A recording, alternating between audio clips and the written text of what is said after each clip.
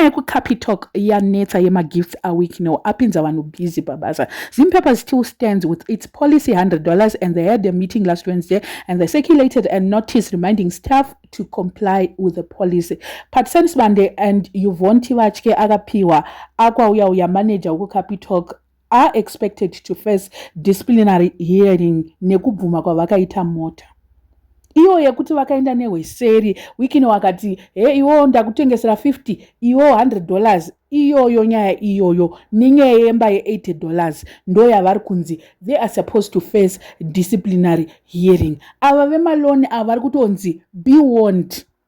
Mukanotora maloni iwo ainzi maloni chichina wikino munhu yamutore maloni ema2000 muzodai hanzi nezimpapers kana uchiri kuda basa rako you are going to comply with $100 policy. Vari kuramba vakangosunga mutemo wavo. I don't know what you guys think kuti nyaya muriona iri fair here, but ndinongoti I think kuti policy company should be policy company and wikina chaanozoita problem ndeyekuti anenge achisvika panzvimbo magifts ake oda kuoverrula vanhu vese. Ane problem yekuti anoda kubva atonga ipapo obva aita kunge company iri useless.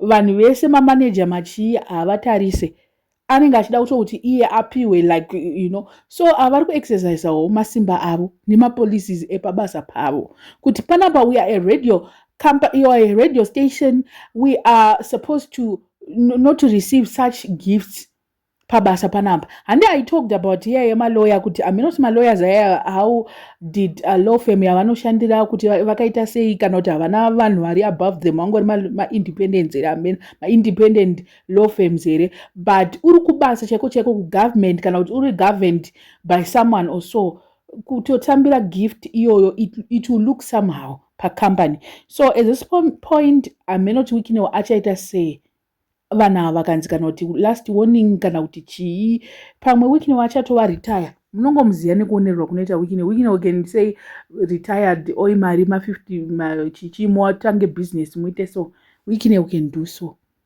Hazvimumise kuti aonererwe futi panyaya iyoyi. Anotoda kutoti anyatsovaratidza kuti hamusi kupa vanhu masalari hamusi kupa vanhu zvakati. Handiri kutaura kuti pane munhu akaita makuhwa. Ndakaita last video yangu chitaura kuti ameno munhu akaita makuhwa akutaura kuti havabhadharwe havaite sei maona manje. I think a lot was said musi weWednesday. Ndo zvandiri kutongofunga kuti pane zvinhu zvakawanda zvakataurikana zvatisiri kuziva.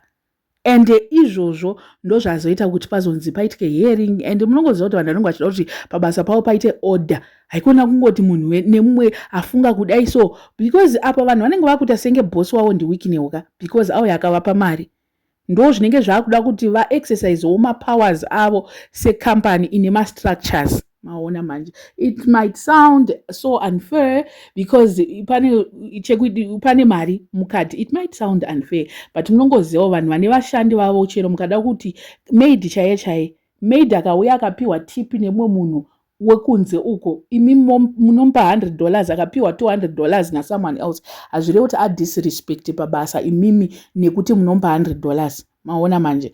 Amen. I don't know what you guys think but chaona vanhu vachitopedze mabasa achapera ndo zvandiri kutoona kuti chikapitoka ndofunga yatofunga kuti vamwe vanhu they are not that important. Ivo ngavachionawo kuti voita seiwo anapatisani ngavachinotangawo zvimwe zvinhu.